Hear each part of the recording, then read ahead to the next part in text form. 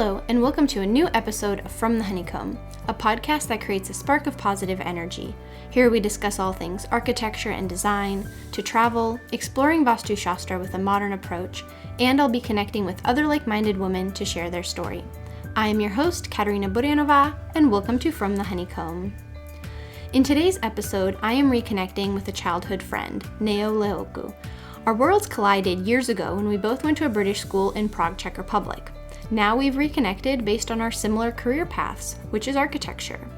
Today we dive deep into conversation about the architecture industry and especially how the modernization of architecture has affected the cityscape and identity of a city and the effects it has on really the ecosystem of a city. Well, Neo, thank you so much for coming on to From the Honeycomb podcast. Thank you for having me. Yeah, I'm so excited to reconnect with you after all these years. I think we were just saying, it's been more years than we want to admit since we've seen each other. And we actually went to school in Prague, Czech Republic together. Oh, that's a double-digit number. Yes, right. Absolutely. Definitely a double-digit number. But I'm so excited to have you on the podcast. I'm excited to be here. Yeah.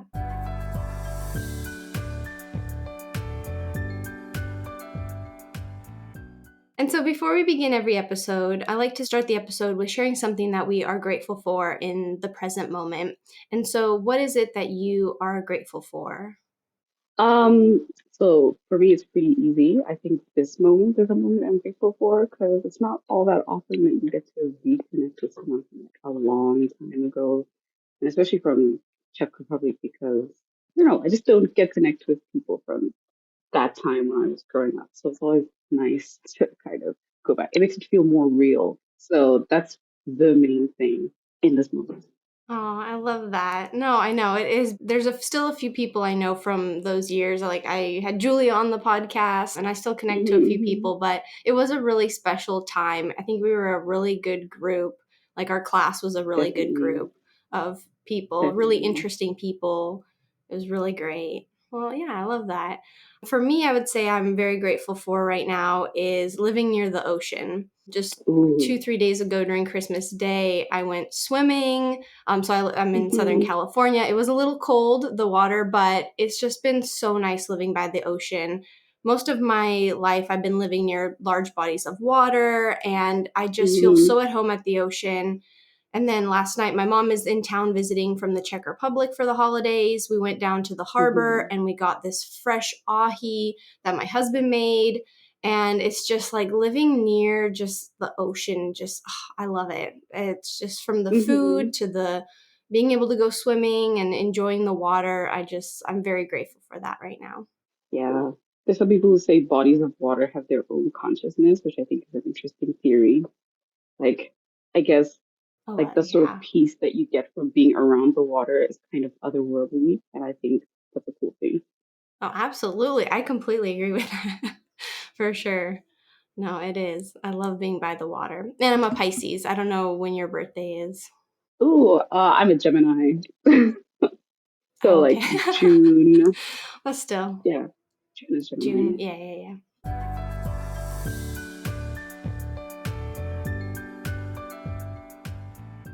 Right. So yeah, it's been, like we said, too many years since we've last seen each other or spoken to each other.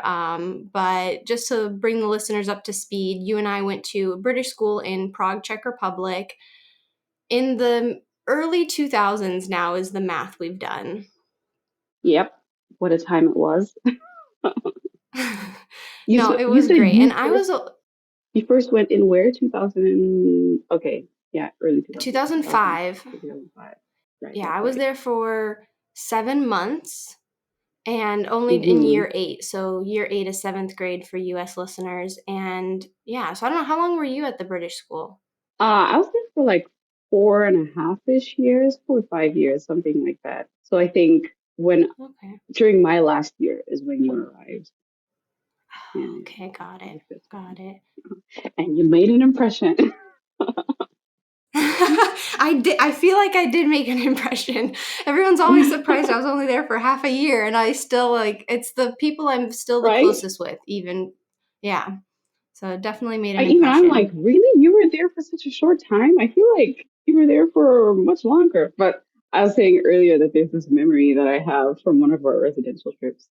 And I don't remember where it was exactly, but like I just remember like we were kind of hiking through like hills, for ages. I don't, we're probably going to get food or something from whatever cottage we were staying at. I remember we were on a long ass walk that would not end and it was really hot. And you were like getting everyone singing along to this song. And I remember the song. It was Really? something like early in the morning when I Oh was my fast gosh, asleep. And yes. everyone's like, when I was fast asleep, I was like, I heard a little birdie, went sweet tea, went sweet tea, etc., etc. And I Oh my remember we were gosh, all just yeah. like singing the song over and over while we were walking, and it was great. Oh, that's awesome. I love that song. Yeah, I learned that in camp when I was little, and that is such a Yeah, fun, like, repeat after me song. Oh, I love it. Oh, I still remember. That's amazing. yep. That's probably made an impression. It was just like, oh, we're walking. I guess we're gonna sing this song. I'm gonna teach you a song, and then we're all gonna sing it for the next 2 hours while we walk to dinner.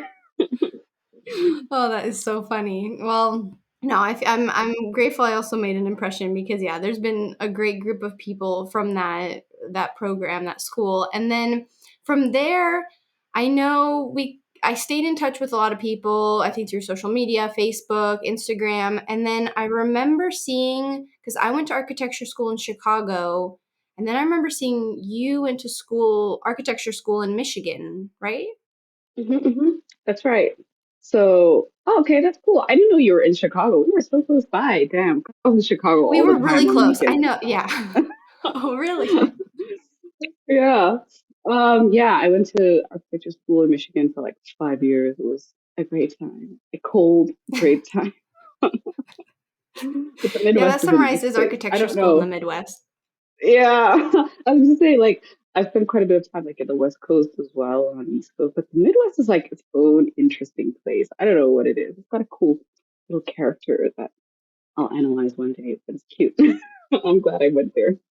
No, absolutely. And what was the name of your school? It's called Andrews University. It's like this tiny ass little college in the middle of nowhere. And I went there for many reasons, but they had this amazing course and they had this like summer abroad program that they do that I was like, I want to do that. And I did it and I loved pretty much all of it. So yeah, I'm glad I went there. And again, what do you call it, the Midwestern experience? It was literally like in a tiny Midwestern farm town and I was like, I don't know what the school is doing here or why, but I did love it and kind of key to what got me to where I am today. So, where did you go in Chicago?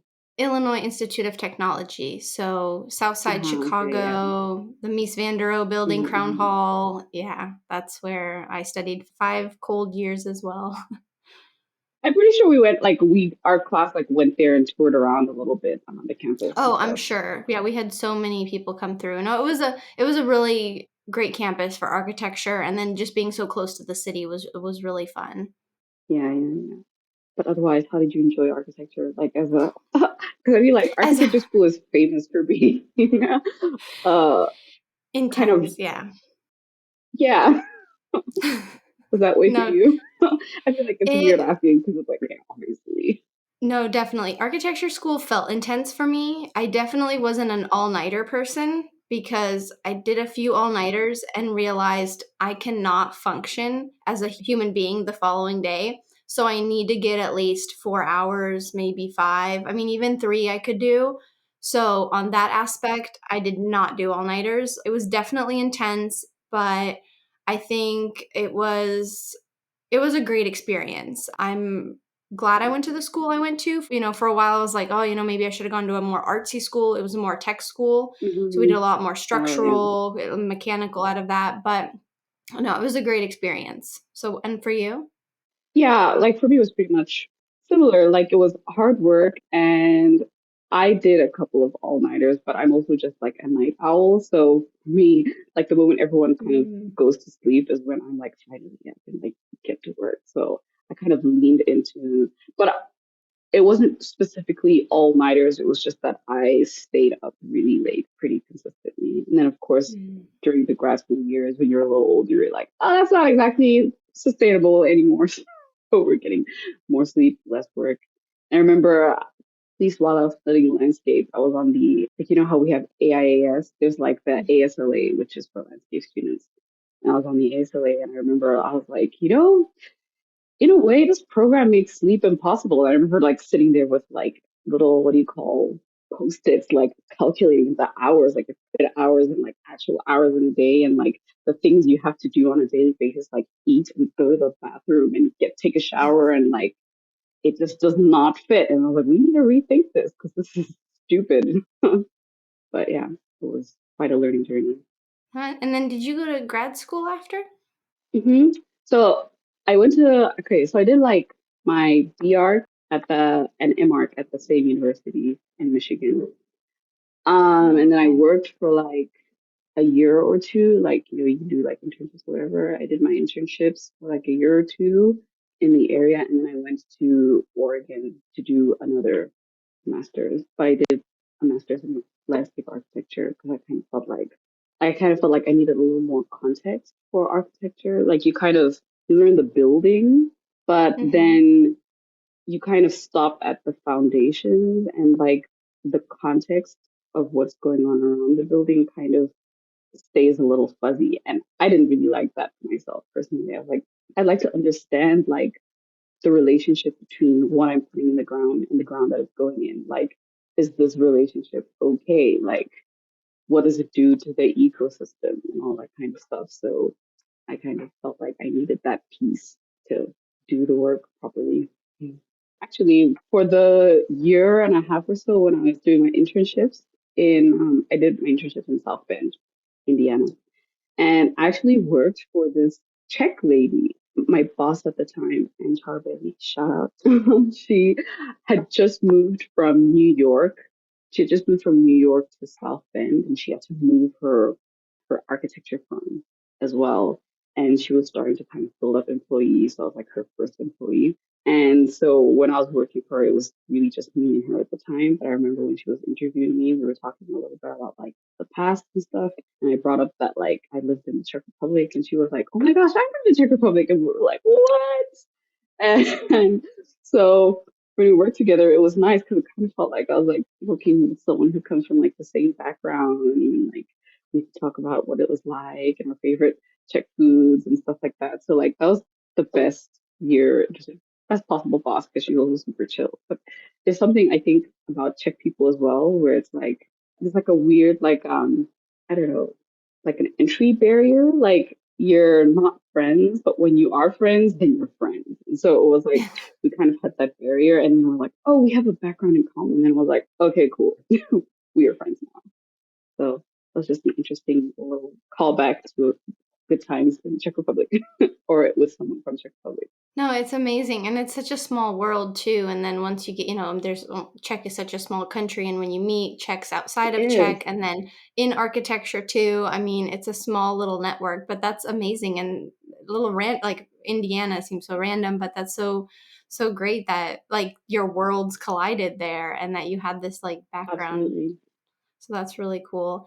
And so then you did, I agree with you coming back to the landscape and just realizing, and how in architecture school, we really do stop, like you said, at the foundation. I completely agree. I ended up actually doing an interior design internship because I kind of landed it on accident, but then I started to stay in it because I realized on the interior aspect, we don't get to do finishes, we don't do furniture layouts, the inside of the house. So it hmm is true in architecture hmm school, you've got kind of the bones, the structure, but then you kind of personally have to continue to educate yourself more on the interior and the exterior and the site, because it's true. I only took one landscaping class, and it was hmm just visit little parks in Chicago and write about them. And that was it.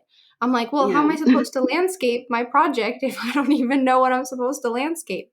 So I love that yeah. you went to continue the education.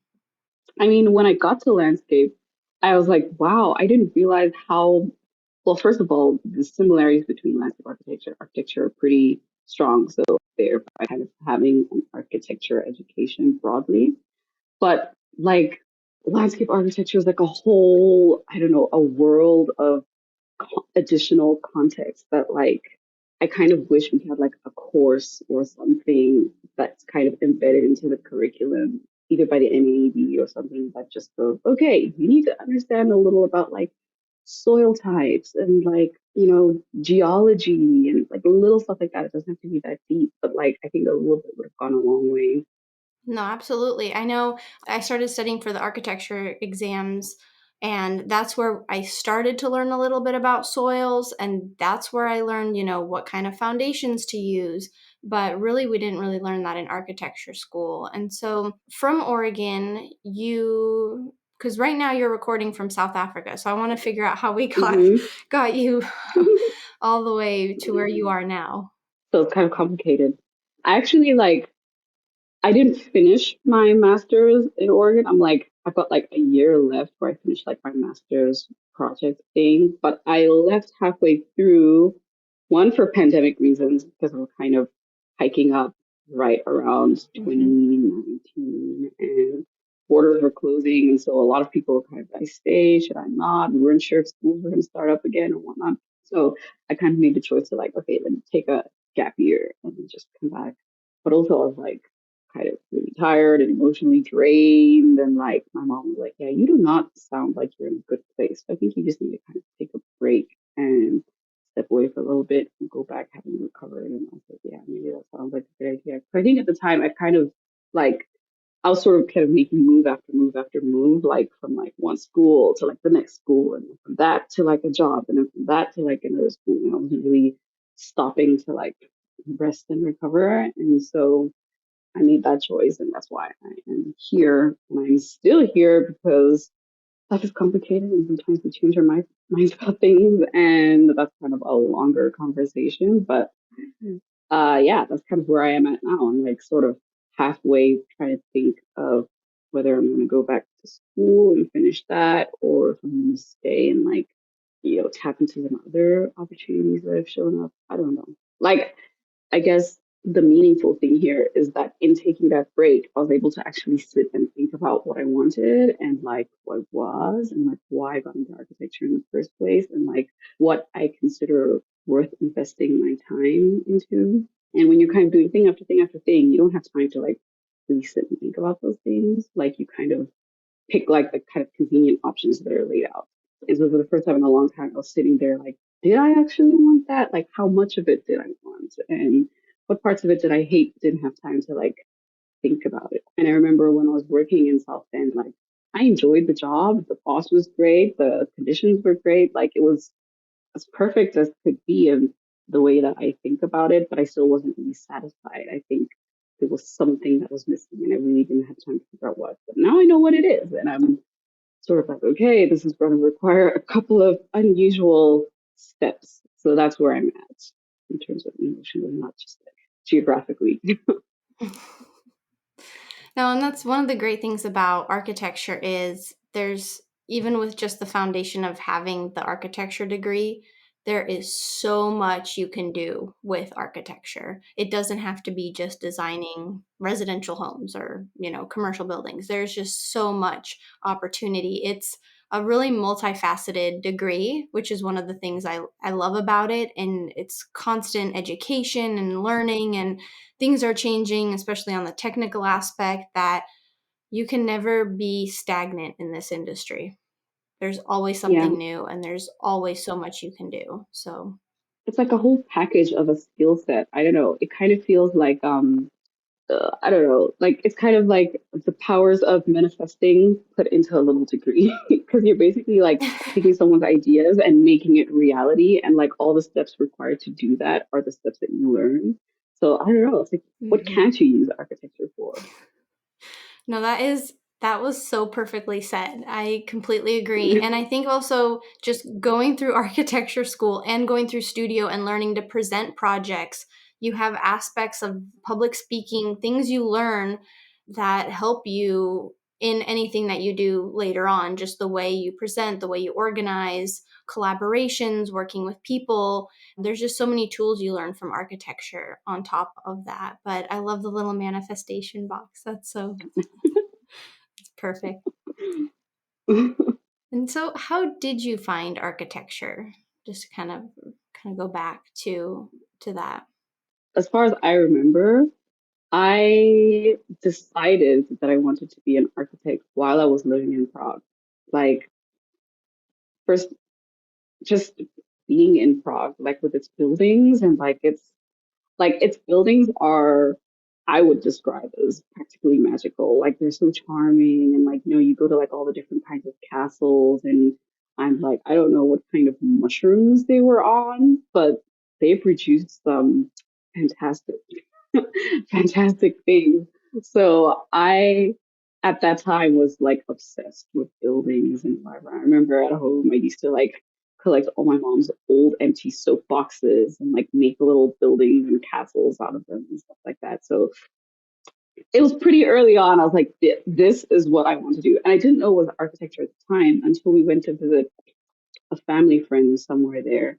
And their house was like fabulous. Like it was so cool and like it was so unique, like different from anything I've ever seen. It was like, a modern house, but like it looked, my sort of older eyes can say like everything was personalized, like the details and all that kind of stuff.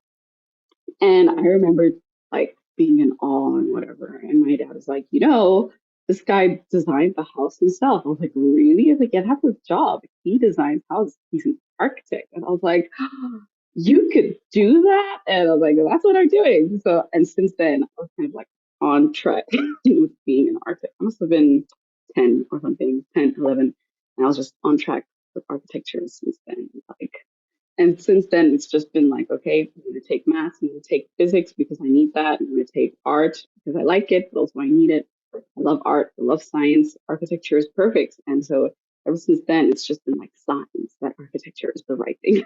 That's amazing. I can't believe we never talked about it. I know, like, I mean, it was a small class, and I know we never talked about, like, our aspirations and stuff, but because I've wanted to be an architect since I was about 10, 11 years old as well. So that's so funny that, like, and a lot of the other women I've been talking to about it is everybody said like it's either been when they were like 10, 11 years old and they just discovered, and it's just this amazing career that they can pursue. And so that it's I love hearing that you've had that dream and that goal for so long, because yeah, I really resonate with it.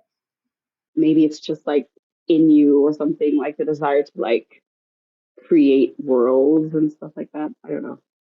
No, for sure. Yeah, I built little fairy houses. That was my like Yeah. building little houses for fairies, and I had Legos, of course, but coming from Prague, I mean, Prague is such a magical city. Like that's exactly the word I use it to describe when people my I had some friends from college who were just there before Christmas, and I'm like, "Well, it's just a magical city. You guys will love it." And they were like, "This is like picturesque, perfect, just almost fairy tale like with the castles and then downtown Prague.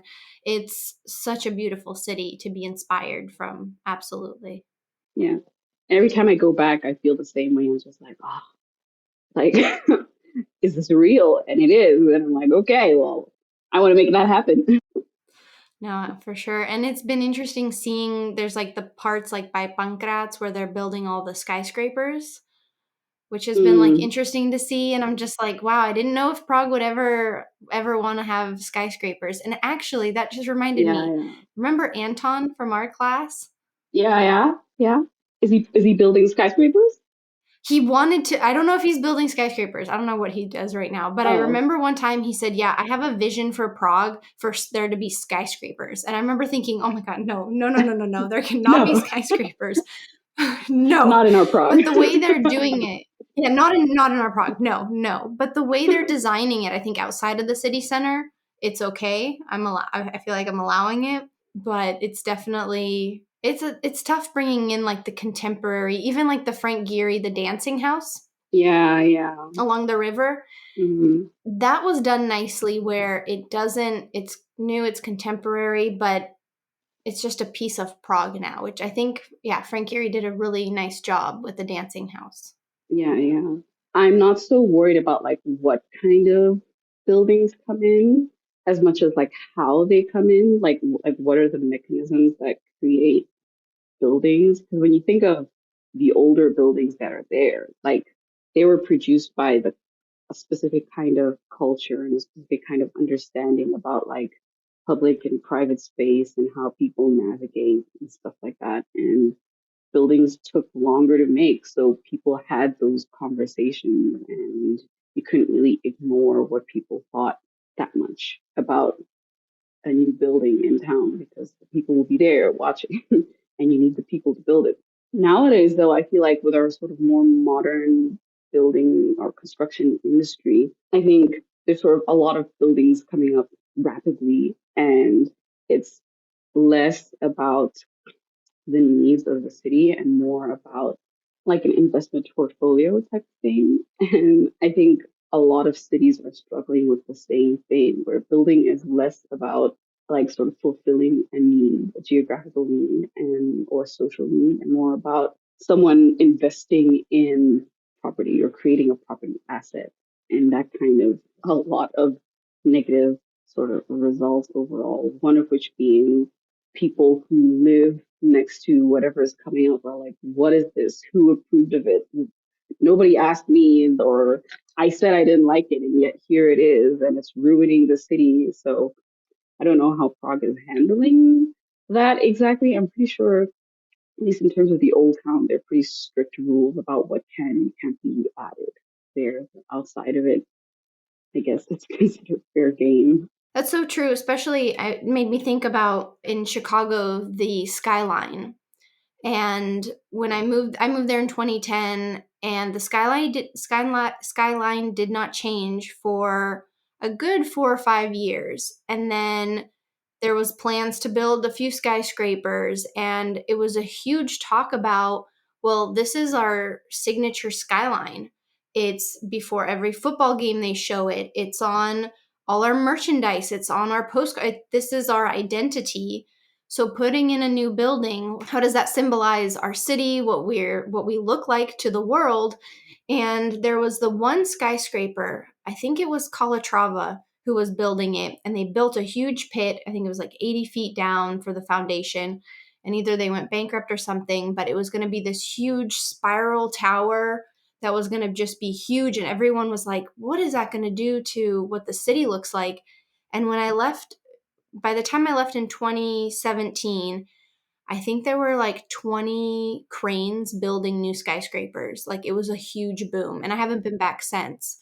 But it's amazing how certain buildings can change the identity of a city. Definitely. And not just that, but like how the city runs. Like cities are like their own little ecosystem, like a little sunny square in, in like kind of the center of the sort of business district suddenly gets like covered over by a new tower, and like people don't interact with it the same way because that's not their sunny spot anymore. So it kind of drains out, and people have to like disperse and find somewhere else to be. So, but like that's not really a conversation that people have in the boardrooms that decide to create that building, which is kind of sad.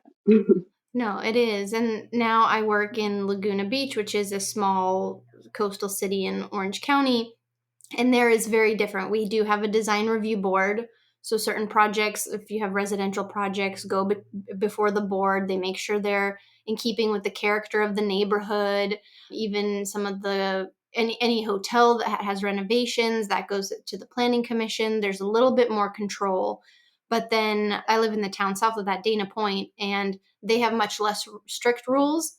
And they're just uplifting the downtown area, and it's looking amazing. There's new buildings, and it's interesting to see a city where there is more control, like in Laguna Beach, and then a city like Dana Point where there's less neighbor control, and it's more of, well, these new buildings are going to bring new apartments, and it's half apartments, and on the lower level is commercial, so cafes, restaurants, workout places, and the economic boom it can bring to the downtown when it was really, there was nothing here. It was just like empty lots.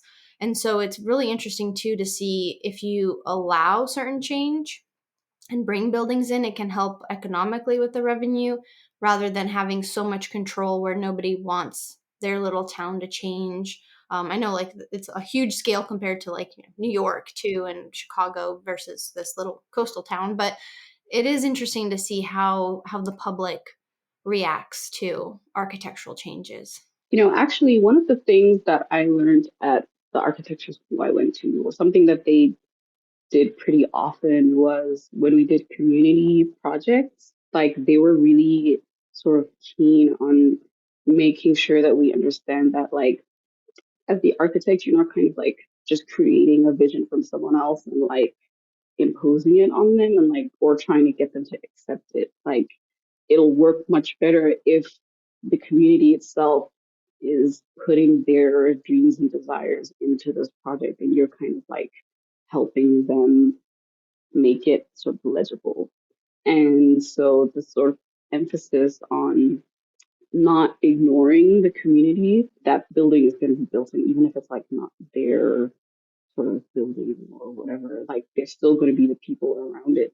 So that kind of I think set me up to kind of thinking more about how often when we build, we kind of naturally think about, well, how will the community sort of think about this? But like, because we're being paid by whoever owns the building, we're kind of like, we have to be loyal to them in terms of the intent and the design and stuff. And you can kind of say, like, hey, like, you're doing this, but you need to think about, like, how people are going to interact with this building on the ground and like how it's going to affect whatever. But like in terms of the power dynamics, like that's sort of how the hierarchy goes. And it's interesting because there was this architect that we learned about during like first year and like fifth year. I think. Have you heard of was it Christopher Alexander? Okay, he's kind of like an older British slash American architect, and he had like an interesting. I guess he took his architecture knowledge and like turned it into theory a little bit. And his take was that a lot of the modernization of architecture has created like this situation where like architecture doesn't feel like it's built for people as much as it used to be. Like there's kind of an emotional detachment. So you're kind of encouraged to think of the utilitarian aspects of what you're designing and economic and the logistical aspects, stuff like that, things that you can quantify, calculate. He said, at least post-industrial revolution or whatever, a whole theory book. That was actually a very nice read. That kind of architecture industry will never create like the small little Italian village towns that we love to visit because they just feel so like human and so like the scale is like touchable and everything about it is like it embeds itself in you. Like I don't know, like you know those little Italian coastal towns, like there's like Alberobello, which is really famous. The different countries have like their own versions of that. But he was saying like that's not created by the industry that we have now. The industry we have now creates skyscrapers and apartment complexes that aren't made for specific families in general or aren't made to be altered and to be personalized. Like they're made for like sort of an ideal person or group that doesn't really exist.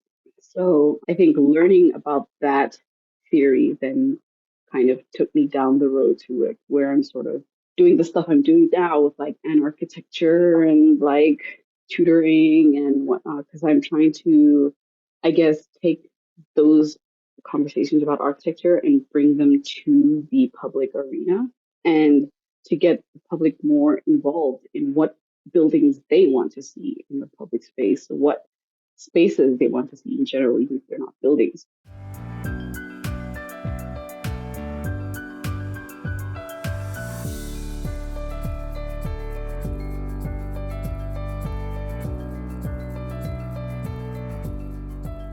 It seems like the way the industry works really only like it gives those powers of manifestation to investment bankers and financiers and like people who then aren't even going to live there because they have other apartment buildings in other places in the world. They don't have to be there. And so I that kind of creates a city or town or village space that is inhospitable to the people who do have to live there. And then you don't have those charming towns that feel like the people love where they are and know where they are and are connected to where they are. And so I feel like I'm really the thing that I'm focused on right now is like taking those conversations and putting them in the public space and being like, what do you think about? What do you think we need here? What are your dreams about what this kind of space can be? And then like seeing what they create out of it. That's so true, and I'm noticing it in the residential world as well. As there's all these beautiful custom contemporary homes, you see them on Architectural Digest, and it's almost like a sterile environment. I'm like, "That's a nice place, it photographs very well," but I don't see myself hanging out with my husband, my kids, and a dog and watching, Netflix in that room. I see myself, taking really nice pictures, but not being at home in this home. And you also brought up a great point, is there's a lot of people who have multiple homes, who spend lots of money designing homes, and there's even neighborhoods. I think there's one even in London where a lot of wealthy people from all over the world bought certain homes so they could have that zip code, but nobody lives there, and it's just an abandoned area of a city that has a housing need that needs people.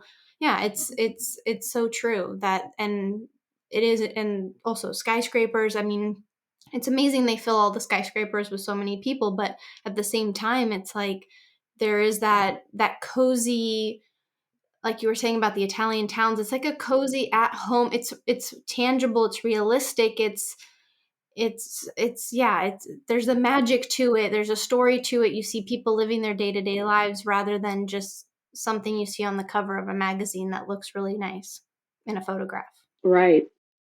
It's like the kind of place that you go to on vacation so you can feel human again. And it's just like, rather than overburdening those little towns with floods of tourists who need to escape like the kind of, like you said, like sterile environments that they need to kind of like just sort of operate on this robotic level. Like, we should be creating those little sort of magical paradises where we are, like re-infusing it into our spaces so that, you know, we don't just go around being tourists to feel alive. We can like feel alive on a daily basis. No, absolutely. And so mentioned your tutoring program. Are you taking people right now? Are you opening up courses?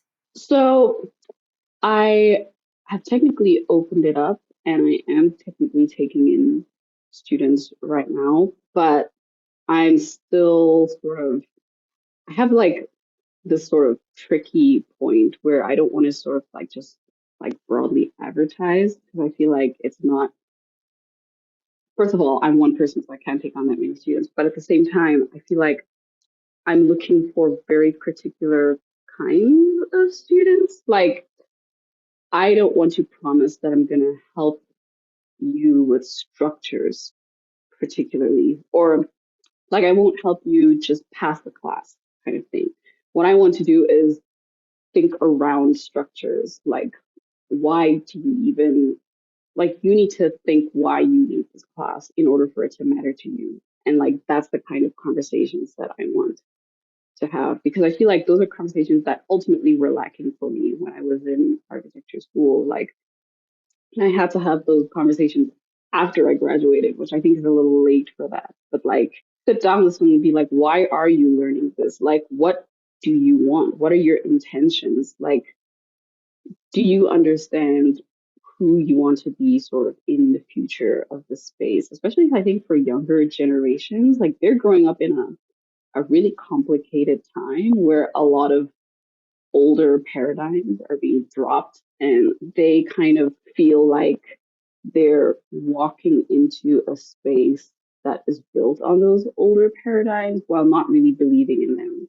So I'm like, okay, like don't dissociate from that, which I think is what's encouraged. Like don't dissociate from like what you understand the world to be like put it intentionally into your work. Like understand like the history of architecture is maybe more complex than it seems. That doesn't mean you should check out of the class, but it does mean you should sort of take it upon yourself to be more critical or be more active in what you're learning. And then make sure that you're not just like trying to memorize, the day before a test. Like what you're learning has meaning and you shouldn't have to like think about it only 5 years down the line after you've graduated. Like, oh, there were actually some things there that like I should have thought more about. So I think that's kind of what I'm going after. And I feel like most people within architecture under pressure are like, I just need a pass. structures. I just need past history of architecture, and I need like something that'll help me remember this information on a test. And that's not really what I'm offering. So I don't really know how to promote or like kind of not sell that, but like how to offer that. And I don't know, so I'm kind of like leaving the invitation out there and seeing if I can get like organically meet people and like see what happens. Like I'm not too stressed about like going through some kind of rigid sort of promotional setup. I'm not really not that I'm not in a rush to get it done, but like I'm willing to sort of let it sit back until, or let it be ready to sort of pop up when the time is right or when the context feels like it'll suddenly work. And I do have like a couple of other things that I'm sort of trying to tap into at the same time. So again, it's ready, but it's not urgent. No, and that's how it should be, this organic way. And you want to invite people into your space, into your energy, into the conversations so that they do flow organically. So I completely understand. Well, this conversation has been so amazing. I'm so glad we got to connect, and I'm glad that our worlds kind of crossed again. And if you're ever in Southern California, or if I was just in Prague, so I would love to have connect with you again in person. But this has been a really special conversation. So I'm so happy to have had you on, and you're the first guest of 2023. So I'm super excited to Hey, share the conversation what with a great way to everyone. start the year. It is a great way to start the year. Well, Neo, thank you so much again for coming on. Thank you so much. And it was so nice to see you again. Yes, it was. Wow, what a conversation. I loved reconnecting with Neo after all these years and diving into a conversation about our views on architecture, and especially talking about how people interact with the buildings around them. So much of what Neo said I really resonated with so much. And again, Neo, thank you so much for coming on the podcast. I really enjoyed our conversation, and it was so good to catch up after all these years. And thank you, listener, for listening. And if you like this episode, please give it a heart or thumbs up, and make sure to click the follow button so you can stay up to date on the latest episodes. You can also follow me on Instagram @FromTheHoneycomb Podcast. Thank you so much, and see you next week.